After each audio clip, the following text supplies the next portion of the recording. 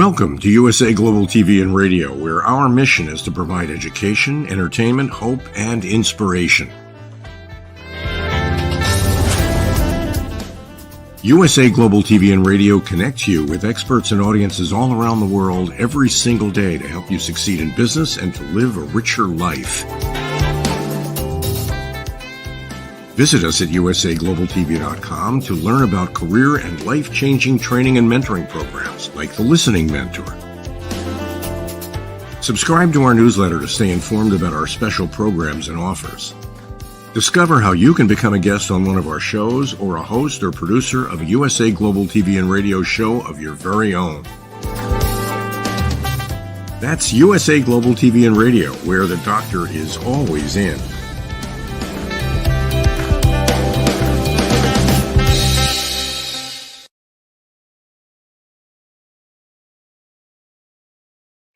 Hello, everyone. A big welcome to everyone around the world who is joining us today, whether it's live or the replay. This is USA Global TV and Radio. I'm Dr. JACALYN Kerbeck, and it is an absolute pleasure and privilege to be with you here again for this outstanding show that is getting so many acknowledgments from people around the world. It's really wonderful, the help that our star of our show is providing to people. Our show today is the Resume Whisperer, and our star is Mr. JosefStetter. He is in Canada. He has helped over 11,000 people. That's over 11,000 people. You know how many people that is? Find gainful employment. So he can help you as well. Do reach out to him. His contact information is right here behind me. Let's welcome him to the program and find out how to decode the anatomy of a winning CV. Welcome, Joseph. Hello. Hello. Thank you for having me again. An honor and a pleasure. The glasses off. So hello. Good to see you again. Be better seen on camera. How are things going there for you in Canada?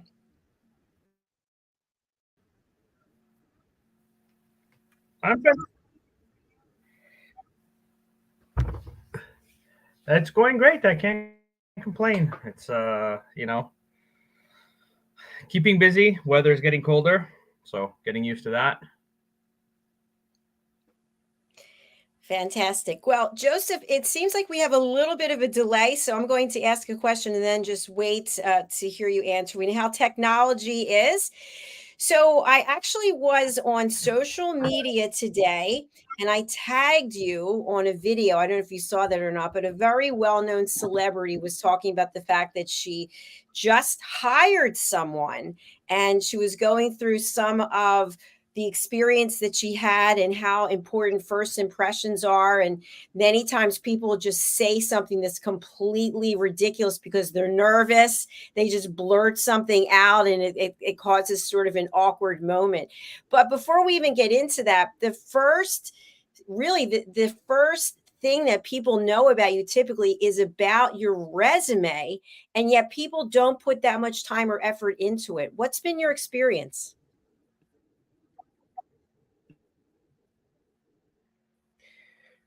Listen, it's interesting that you had to say that because, part of my job, I wear two hats. I wear the hat of the resume whisperer that helps the individual market themselves correctly. And I also wear the hat of the recruiter that's looking to fill certain positions. I can't tell you how many profiles, let's say on LinkedIn, because I don't have their resume yet, I just look at and go, no, because they haven't bothered to put information that's relevant to me. Like, just because you put your title there doesn't automatically make you knowledgeable in areas of the field. And so LinkedIn right now for a recruiter like myself, and again, I don't post job postings anymore because I've also learned that unfortunately most people don't read the job posting. They just read the title and go, oh, yep, I know how to do this. And so I message people directly. And then if they want the job postings, I send it to them when they respond to me. But the amount of people that I pass because they don't give me any information is mind-boggling. I've spoken to C-level executives that give me no information as what they've done as a C-level. They're just like, I had the title, so what? I can give myself any title I want. That doesn't necessarily mean that I have experience in leading teams or leading certain strategies, because, I support entrepreneurs, and we need more entrepreneurs in this world. But if you're working for a 3-person company and you're the CEO, that doesn't necessarily reflect what a typical CEO is supposed to be doing or handling. So there's a level where you have to make sure that you tell your story through your resume and through your LinkedIn profile and through social media, because companies look at it, companies will check it. Absolutely, great point. And for example, I'm the CEO of my companies. Who else is going to be CEO, right? When you first start out, you're not bringing on partners. But my work as a CEO here at my businesses is obviously going to be different than someone who's the CEO at a major global organization. So what I also think is interesting is when we think about the CV or we think about the resume, it can be understated, it can be overstated. And I've actually spoken to people that find it really annoying that they're supposed to somehow take all their experience, especially younger people. Maybe they've had 6, 7, 8, 9 jobs. How can you take your experience and take it down to 1 page, or I don't even know if 2 pages is acceptable? And you have expertise in this area as well as many others. So here's the thing, like, generally speaking, you don't want to put, sorry, you cut out. I'm not sure if it's me or you in the internet, but generally speaking, if you have a lot of experience, you first of all never want to go back more than 25 years, because companies will age you, right? And secondly, the one thing that I will say is, you can, again, if you've done similar roles, you don't need to repeat the same thing over and over again. You can say it once or twice so that the algorithm catches it in terms of the applicant tracking systems, but then focus on other highlights that demonstrate your skill set. So when I tend to write resumes, I tend to have a section called selected highlights. And in that section, I just kind of give, here's the key points, or here's the best points that this person wants to represent.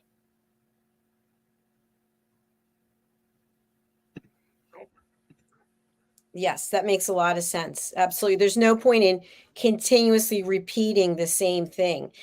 Joseph, is it completely and totally far-fetched to think that we could apply for a job and not have a resume?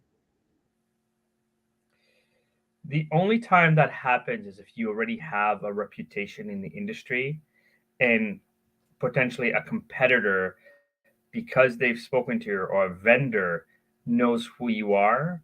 They don't necessarily need the resume to do the interview, but understand that the resume in part reassures somebody. Like, there's TV shows like 90 Day Fiance and Married at First Sight and so forth, that as entertainment and reality shows, they prove a concept that, can you get experts to match you without you doing some of the work?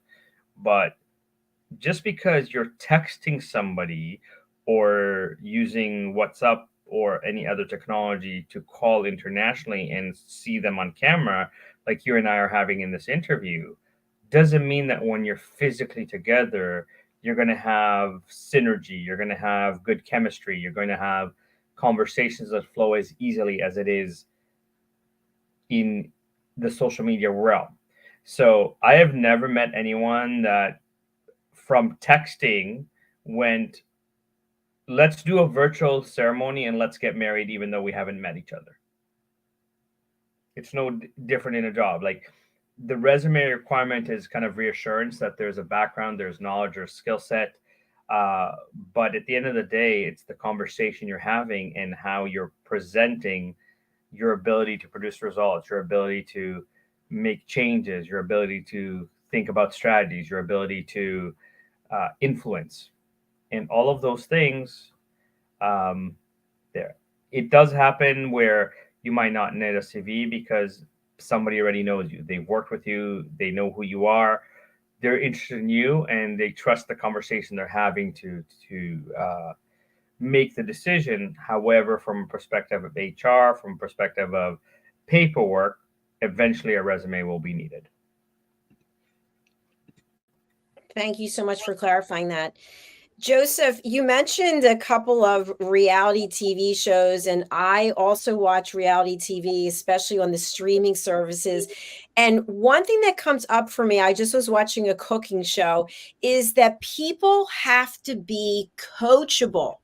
You have to be, regardless of where you are in a company, people need to know that you can take direction, that you can be part of a team, that you're part of the organization. And when you're just about you, that really stands out. And I saw this in one of these episodes. So my question is, when we have our resume or our LinkedIn profile, do we need to have on there very coachable, takes direction well, part of a team? How do we get that across on a piece of paper or on a social media profile?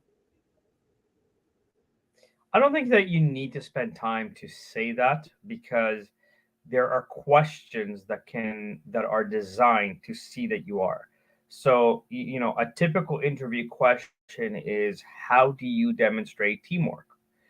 And here's where I can say most people have autoresponder on. So as soon as they have that question, they go, "Oh, I always help my coworkers, or I always help, them if I'm done my work or anything like that." And that's usually the typical answer that I have.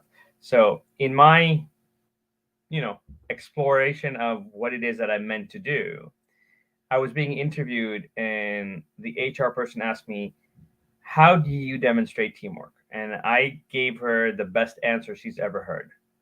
I said to her, "I will have a bowl of chocolate and candy on my desk. If you're having a really bad day, come grab some chocolate and candy. You don't even need to ask permission. If you're having a really great day and you're just in the mood for a piece of chocolate, come grab some chocolate. You don't even need to ask for permission." That's how I demonstrate teamwork. She hired me just because she wanted a bowl of chocolate in the office. I love that. That's a great story, Joseph. So we don't have to necessarily put that there, but it's some way, whether there's that questionnaire, the personality test. There's one question that I'm not sure how you're supposed to answer, so I just want to digress and ask you now. There's always a question about you helping your coworker, or your coworkers behind in their work, or they're not able to do XYZ. Will you jump in and help them? Will you put aside what you're doing to help them? What's the answer for that one? Again, there is a level of um, kind of what I just said, but it's a combination of saying, okay, look, at the end of the day, I'm here to help the company make more money. So if that means I need to do a little bit more, or perhaps guide my coworkers or show them how to do things faster, more efficiently, or get their work done, and that includes, rolling up my sleeves and doing work, then so be it. But, and, I'm here to be part of the team. I'm here to help the company, right? Because I can tell you, having worked in leadership, I fired the top performers in my team because they were completely egotistical, as opposed to what's benefits everybody, right? And I've also been in an environment where, like, when I built the call centers from scratch, I made sure that I celebrated every single person. And because of that, I never had to ask them to pick up the slack. They held each other accountable because the team benefited. As much as there was individual prizes, there was also team incentives. And so because that was part of the DNA of us, it didn't matter if one person wasn't performing, because they took it upon themselves to make sure that our numbers were hit week after week or surpassed, right? And if we were short of numbers, I didn't have to ask who's willing to work overtime to help us get there, they volunteered. And that goes back to great leadership, not managers. Leaders that lift you, that raise you, that cheer you, that support you and say, you're doing amazing. You know what? You haven't gotten a sale in 3 days. You're going to have 7 sales tomorrow. And just believe that. And as soon as you do that, the mindset shifts, and all of a sudden they produce 12 sales, for example. So I think this is a part of corporate culture that companies talk about from a conceptual part of stuff, but very few actually implement, right? So if you saw the movie The Internship with Owen Wilson and now I forget the actor's name, tall guy, he'll come to me. When they go to Google as 40-year-olds interns and they know nothing about coding, but they build a team. And it's about, making sure that people understand that we can work together and we help each other, but, everybody has their gifts. Absolutely. Absolutely. So, Joseph, I think it's important to announce at this point in our show that next week you will be doing live, I don't know if the word is readings, you'll be doing live readings of people's resumes.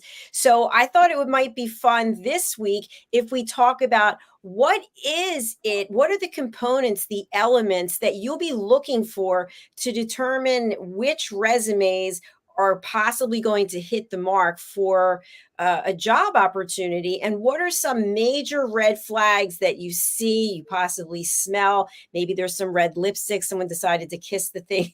I don't know, all kinds of crazy things. I would actually celebrate the red lipstick and put it as a better resume because it catches my attention. So the first thing in a, let's say, 8-second glance, I'm looking to see if something catches my attention.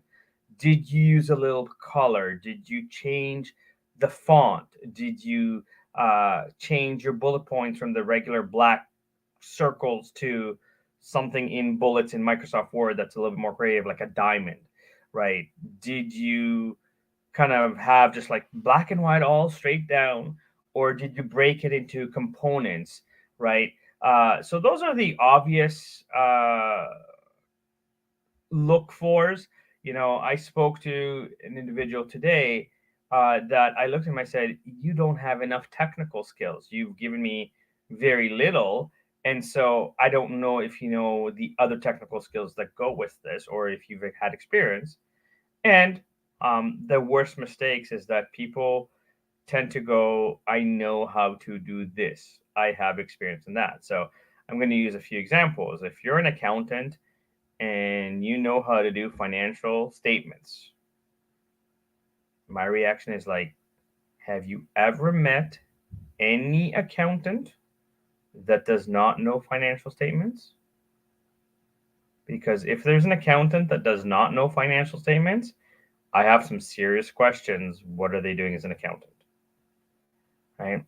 If I'm speaking to an engineer and the engineer tells me that they know that they've studied, let's say, quantum physics or physics in general, again, I have never met an engineer that has not taken at least one physics course, probably a few more.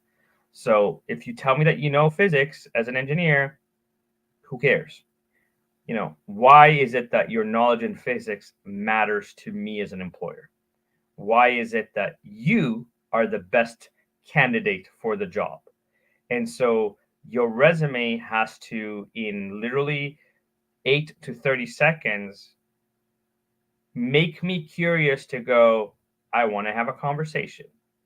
So if you've worked for reputable companies, right, and the brand of the company says itself, like, if you work, let's say, I interviewed somebody that coded Amazon Prime.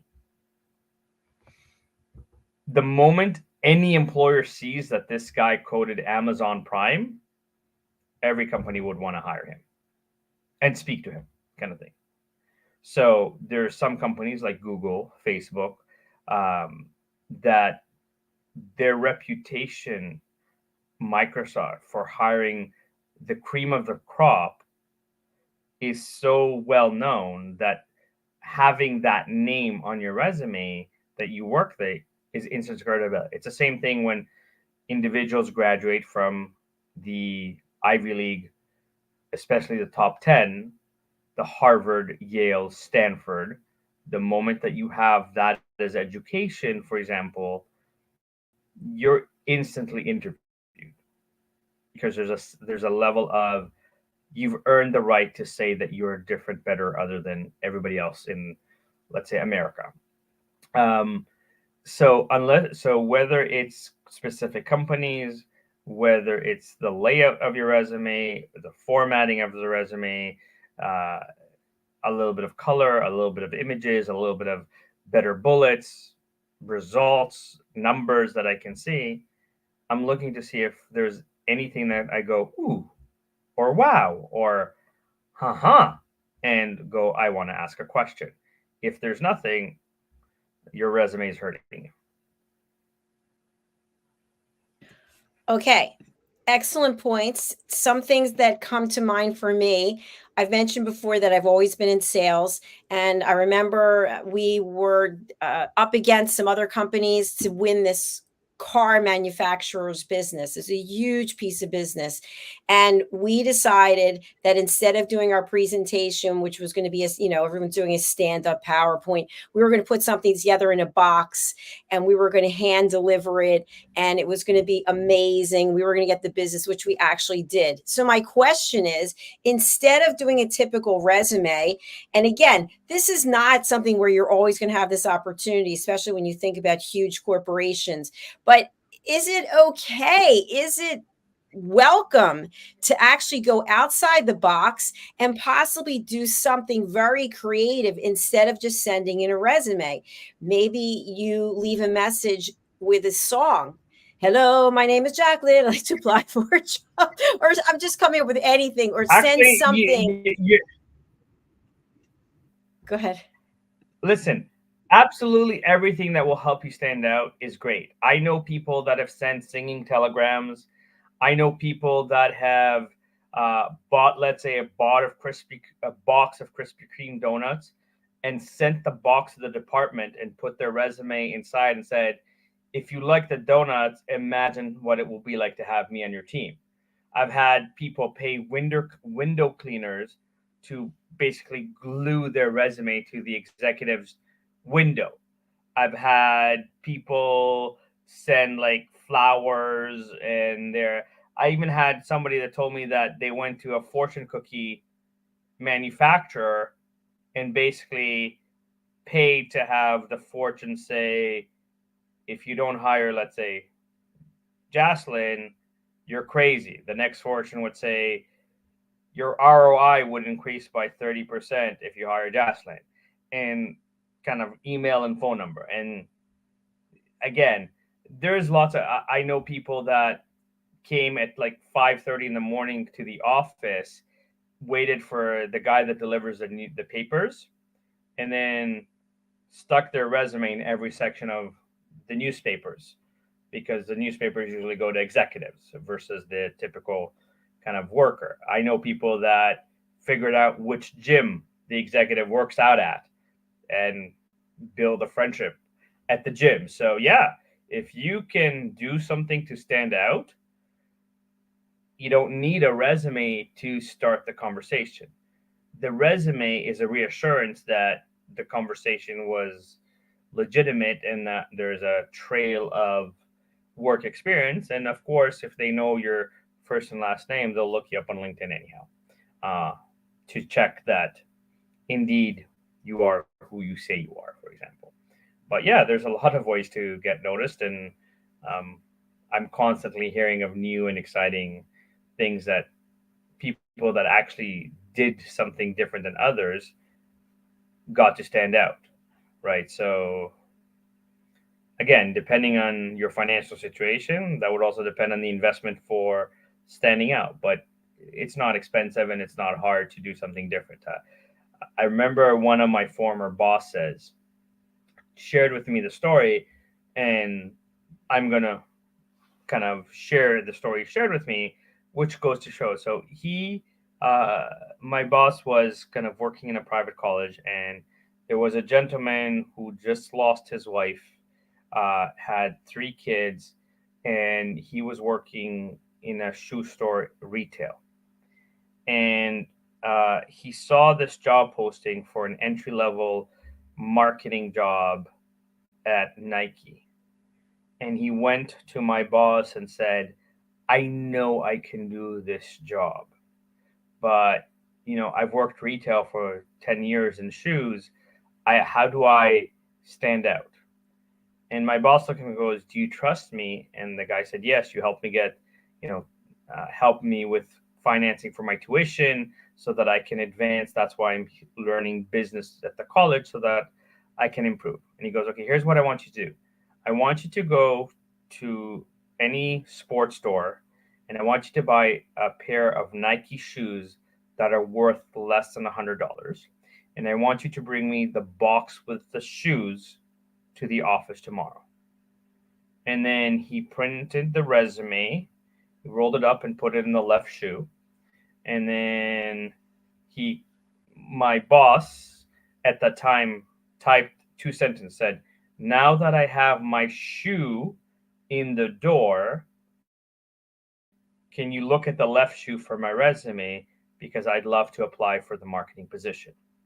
And they wrapped up the box, and on the box it said, please read the right shoe first. So when HR arrived, let's say the next day to work, there's a pile of resume this high or a shoe box. Which one do you think they opened first? Right. Did they open the wrong one? No, he opened the shoebox. Okay. He looked at it, loved the fact that this person to apply for Nike sent Nike a pair of shoes, kind of thing. Right? And it sent it to the HR. They didn't even actually interview anybody else. They were so impressed with the creativity of this idea for a marketing role that they hired him. And my boss or former boss shared with me that he did such a good job that he eventually became the VP of Reebok shoes, kind of thing. So just goes to show that, yes, you can be different, and yes, you can get great results from it. That's an excellent story. I love it. I haven't heard anything like that. I'll just share one very quick one, and then I'd like to actually go back to the elements of a resume. If we look at it from top to bottom, what should be included there. I was really interested in working with this company, and I found out that the decision maker was a huge basketball fan and loved to go to all the games in the the city where he lived. So I did some research and I got this basketball that supposedly was one that he really liked over others. And I had it packaged and I put, it's time that you give me a shot. The clock is running out, or something with a timer in it. And he saw me. We actually had a meeting. He goes, that was really clever. He said, you really got my attention. It felt like really gimmicky, but I got it in the door and I ended up getting the business. It was for a sales job. But anyway, I want to go back to the anatomy of a winning CV or a winning resume. And I haven't seen a resume in a long time, but the top of it was always your basic contact information. And I know some people. But here's the thing. So I'm going to stop right there. Sorry to cut you off, JACALYN, but I want to say a few things. You can even format your name. You can put color in it. You can use a different font. So if you notice the logos behind my name, there's a different font and a different logo for both. They both draw different attention, right? So it is very important that even your name should be formatted. And I'm also, apparently my camera is being a little bit weird. I'm also a very big believer that you shouldn't put your address on your resume. And the reason being, I'm not sure how it is in different parts of the States, but at least in like where I live in Canada, in Toronto area, because it is so big, and we're now in winter, some companies will look and go, oh my God, on a normal day without traffic, your commute is at least an hour to get to work. So I don't want to take the chance that you're going to call in bad weather, I can't come into the work, or because there's a snowstorm or anything like that. So I'm not going to hire anybody that's that far out. And I know companies that have eliminated some great candidates simply because of the distance. So my opinion is that you should have your name, your email, your phone number, your LinkedIn profile. If you are a developer or graphic designer, your GitHub or like link to your digital work. And that's it. If the company wants to hire you, they will ask for your address. But me personally, I don't think that putting an address is a good idea on a resume. Okay, thank you. I just want to ask a question about email address, and this actually came to light when I started doing the work that I'm doing, and people would give me their email address, and I'm AOL. Really? Are they? But does that say anything about you if you don't have a Gmail account? If you have, I like to ride my bike at AOL.com, just as an example. Oh, you're laughing, but I actually have a collection of stupid emails that people put, and they don't realize that they when you're a child and you have a gimmicky email, sure. But if you're applying for like a six-figure job, one of the worst emails that I ever saw, and I apologize for this, but da as in DA _ seaman _ demon at hotmail.com. If you're applying for a six-figure job with an email such as Big Booty Mama or I love big butts or this, because you're trying to be silly, you're not getting any job. I guarantee that. So it doesn't matter the platform that you're on, whether it's AOL or Yahoo or any of the other email servers. The server itself is irrelevant. Just make sure that your email is on the side of professional, whether it's your first and last name, just first name, last name. Because Gmail has so many of the same names, they'll add a number to it. That's fine, right? But don't try to have a cutesy email that will come back to haunt you, because people will never take you seriously. That's good to know. And it's not that hard to get a new email. You get a Gmail account for free, can't you?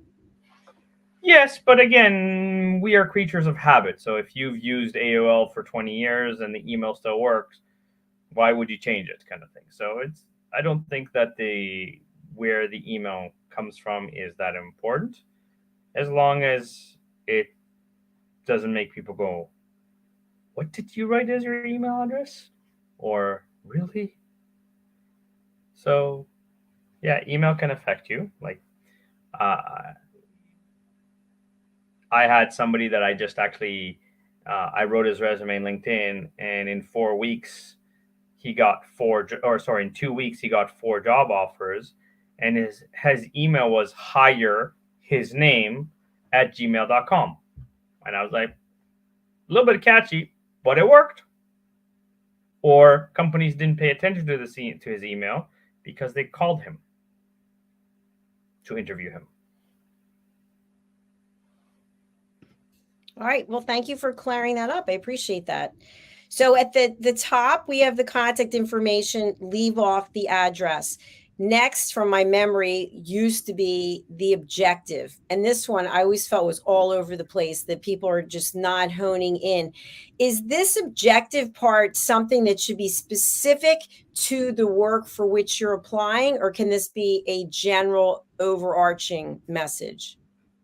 So my opinion on the subject matter is objective statements are useless, because nobody cares that you want a challenging position with opportunity to grow and use your skills. If you're going to write an objective statement, your objective statement is to use my education, my experience, and my skills to make the company more money. That is your objective statement. And given that most employers today spend between 8 and 30 seconds reading a resume, they kind of go like this.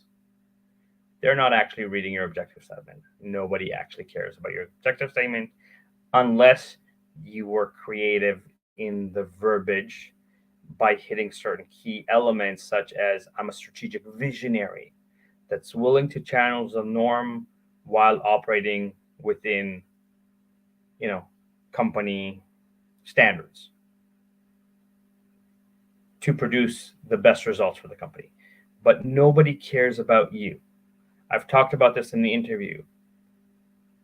Do not, it's about them when they're interviewing you. So your resume has to be, what can you do for them? Not the fact that you want to grow and be challenged, because challenging is relative to what?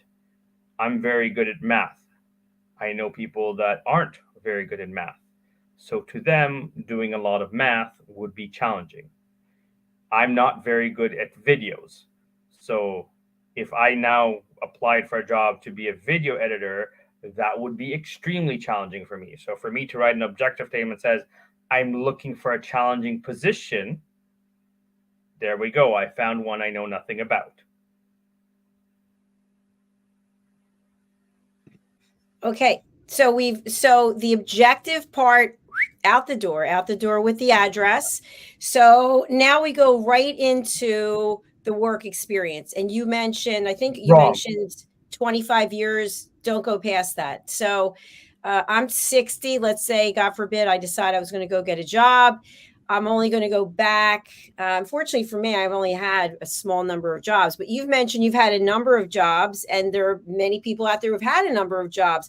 Is that misleading if you leave off the first X number of jobs? Here's the thing. So if I worked retail as a salesperson, but I've also built a call center from scratch, that's a sales call center, does anybody care that I worked retail? So unless you've been doing more or less the same thing for 20, 30 years, and again, if you've been doing the same thing 20, 30 years, I don't care what you did 30 years ago. I care what you did in the past 15 years ago, past 15 years, because that's relevant information. So there's a way, and most people go right into their job or put their education at the top. If you have experience, you should never put your education at the top, because your education is never going to get you a job unless your education is from the Big Ten Ivy League schools, Harvard, Yale, Stanford, Columbia, Berkeley, MIT. Those will get you hired instantly. But your education doesn't help you. Your certifications won't necessarily help you. And you can actually put the name of the certification beside your name to actually increase. But what I like to do is two sections. One is a section called areas of expertise. So this is replacing the standard cookie cutter skills where people write, I have 20 years of experience, I'm hardworking, dedicated, committed, and team player. In 20 years of recruiting, I've never met anybody, or I've met very few people, because I have met a few, that will say, listen, I'm lazy, I'll show up late, none of my work will be any good, and I really hate people. So stop saying that you're hardworking, dedicated, committed team player with excellent communication skills and interpersonal skills, because everybody says that. And if I want to know how much, I will ask you questions about it. And so it's a waste of paper. So technical skills that are associated. So JACALYN, you've worked in sales, so you would use sales or B2B, B2C, account management, relationship building, lead generation, marketing, negotiations. Those are words that are part of the algorithm in most job boards / applicant tracking systems / websites that companies use to hire. And those are the words that companies look for, not managed, direct, liaise, coordinated, which are action words that we've been taught for the past 40 years are important to write on your resume. They are, but they're not. Then after the areas of expertise, I tend to have a section called selected highlights, in which I put the top 5 points from your career, JACALYN, that says, here's the best results that you produced. And then I go into the actual job history, because again, if an employee is spending 8 to 30 seconds on a resume, they're looking at the top third to the top half of the first page of your resume. They don't read page 2. And again, when I worked in finance after 9/11, I was downsized from a mutual fund company, and I applied to another mutual fund company. And the HR person was like, it's great that you're licensed. It's great that you understand how to correct the transactions for mutual funds and all of the moving parts in the mutual fund industry. But have you ever worked in a call center? And I looked at her and said, if you flip to page 2 of my resume, I worked in your call center for 6 months. And she kind of paused, went to page 2, went, oh yeah, there it is. So don't assume that they've read your resume. And so the most important and the most relevant information should and must be on page 1 of your resume. I love that. I love that. Now, what about this? You gave an example about Nike. What if I was applying for a job at Nike and I happened to put no objective, but just the first part? I'm a huge brand advocate for Nike. I buy 20 pairs of Nike shoes every year. I love the way I feel when I'm running down the court. Can we show that we really are aligned with the branding, or is that ridiculous? So there's easier ways of doing it where, I mean, again, creative copy, always good. But if you want to show how much you love Nike, here's what you can do. So there's one of 2 ways you could do it is go on Google, find some images of Nike shoes, and use them as your bullets. So shrink or find logos or small images so that when you shrink them to the size of a bullet, they can see the shoes. It will draw their attention. I've done this especially for individuals that are like in high school or in college and have never had a job. Like, put the logo of the retailer that you're trying to apply for on there. So like, I had kids that I helped that wanted to work at Booster Juice. So we made the icons of Booster Juice as their bullet points. So that highlighted how much they love Booster Juice because the logo was throughout the resume. And it was definitely not the black little circle. So it definitely got attention and got the kid an interview and got them hired because they're like, yeah, we've never seen a resume with our own logo on it, kind of thing. So I love that. So what I'm taking away again is that creativity is encouraged. Now, one thing I just want to have us touch on before as we close out this unless section. you're applying for government work. Okay. I'll make that caveat because that's not encouraged. But for generally, again, not every company loves creativity. So I always tell people to have 2 versions of their resume. One that's more standard, but still highlights how great you are in terms of result. And one that I call more modern, that is creative. And again, creativity doesn't have to be very advanced graphic design. It could be go to Microsoft Word and click on insert text box, or click on symbol, or click on the bullet 3 dots and choose one of the other bullets to change the appearance of your resume. Okay, that's really good that you clarified that. One thing I also wanted to have you clarify is, where are the boundaries? So when we're talking about those 2 areas that you spoke about on the resume, where is it that we really should stay in alignment with what's traditional? it's okay to add your own flair, add your own font, do some research and add some creativity. But at the end of the day, there's certain information that people want to see. And if it's not on there, that might eliminate you from even being considered. Is that true or not true? Again, I think it depends on the industry and the role that you're playing, right? Because, for example, in the world of software development, every 3 months there seems to be a new version or a new tool that's being used by developers.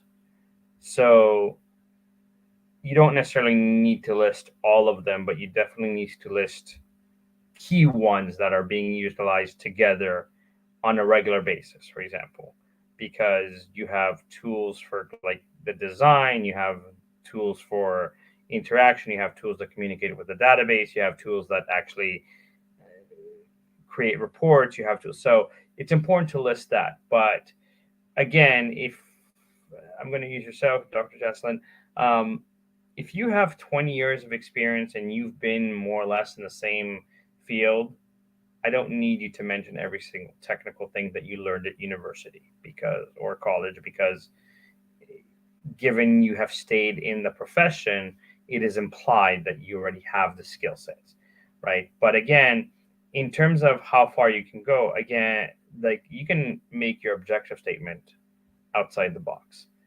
The technical skills are technical skills. So if I'm dealing with a software developer and they've coded in Java or Vue.js or Node.js or React or Python, I still need to write those words.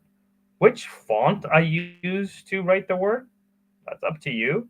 And again, some of the job boards and some of the websites to apply for a job might not recognize fonts outside the Arial, Times New Roman, or Calibri standards. But that's why you have two resumes, one that's modern that you've chosen a different font, and one that follows to routine, so that if they're trying to upload information, the routine will capture the information, for example. But at the end of the day, even with my clients, I say to them, look, if you have an opportunity to send an attachment, send the modern, the creative, with the color, with the different fonts, with a different layout than the typical cookie cutter layout. If you're getting feedback that somebody doesn't like there's two ways that you can get feedback on a resume: the layout and the content. In, I would say, 98, 99% of the cases of resumes that I've written, the only feedback is we don't like the layout. No one's ever complained about the content, because the content hits the algorithms of the machines that you have to apply through,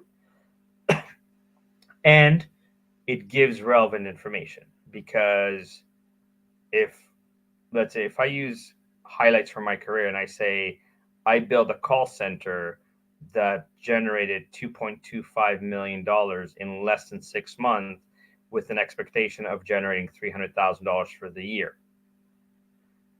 I worked in a private college that generated $530,000 in sales for the entire year.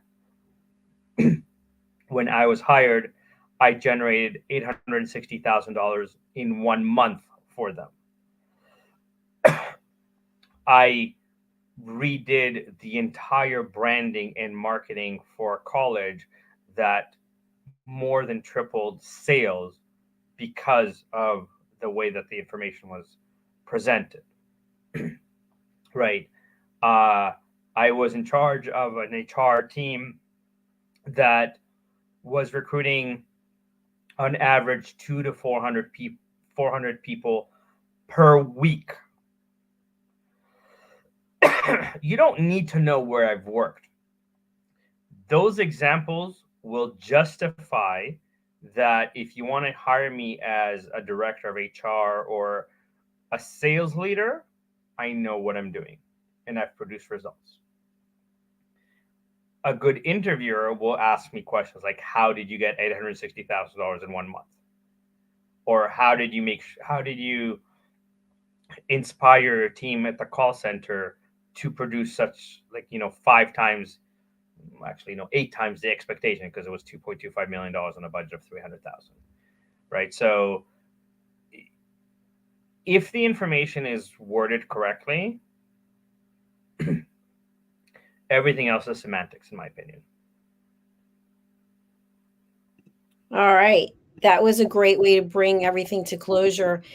So we are closing out our show for today, as we have another one right after this. But Joseph, can you please set the stage for next week, when people will have this incredible opportunity to come on the show live, or if they're afraid, they could send the resume in.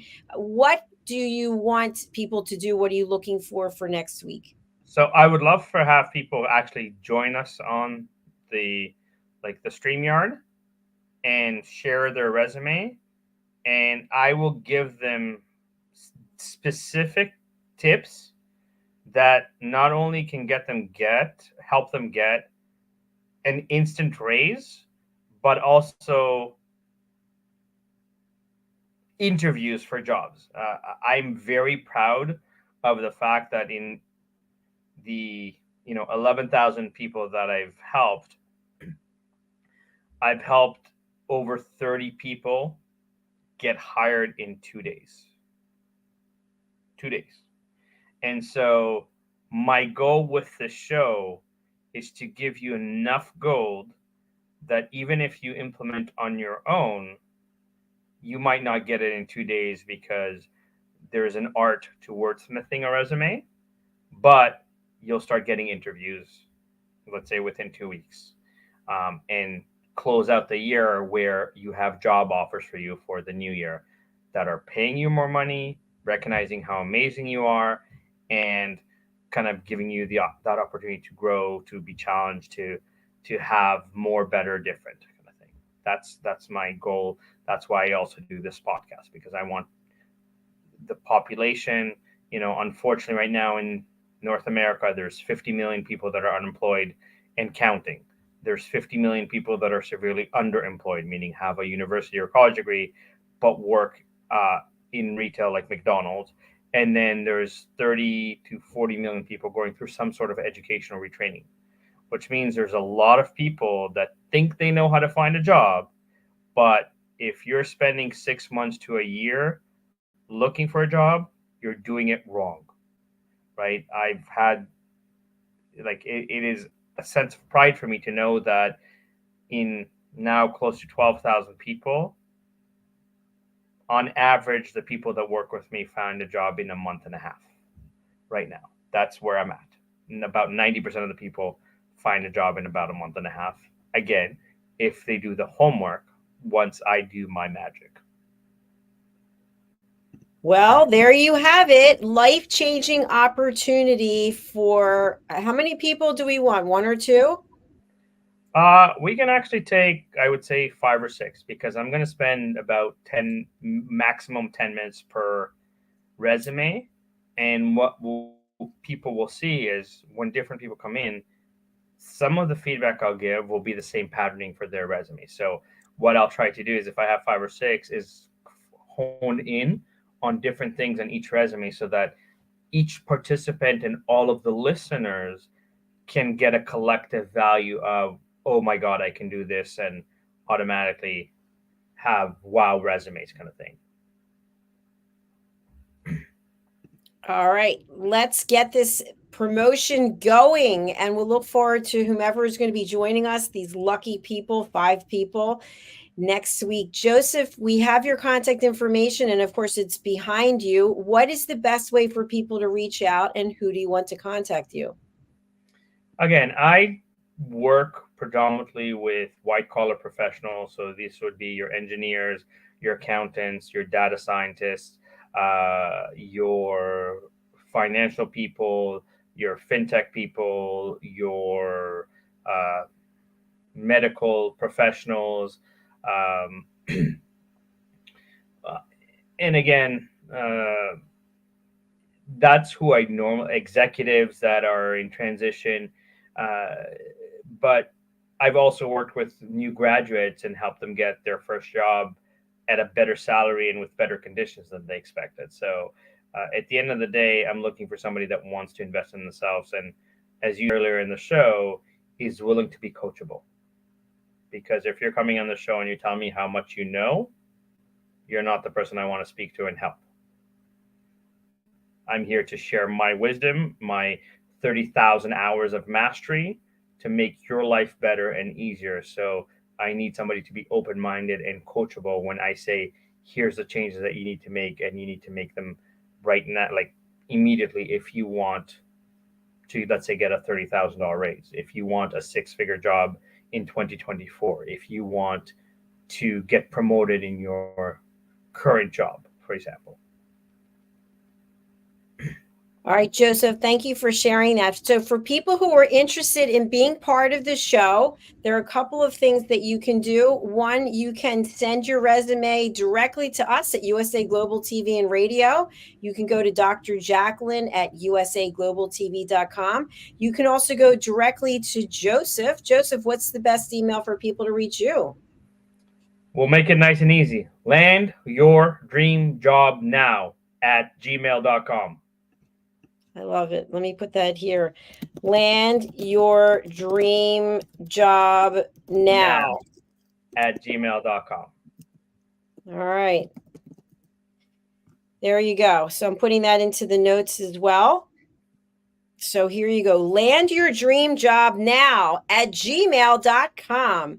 Well, we look forward to seeing who these incredibly lucky, special people are going to be who are going to be joining us next week. And it might even go over until the following week. Who knows?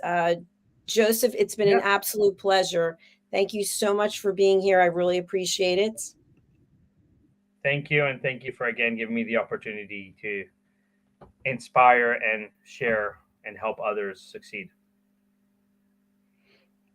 Thank you. I really appreciate you. Thanks everyone for watching, for listening. And again, this show will be replayed later in the week. You can go over to our YouTube channel, USA Global TV and Radio, and you can find this in the playlist Resume Whisperer. Thank you again. We'll look forward to seeing you next week. Bye, everyone. Bye, Joseph. Bye. Bye.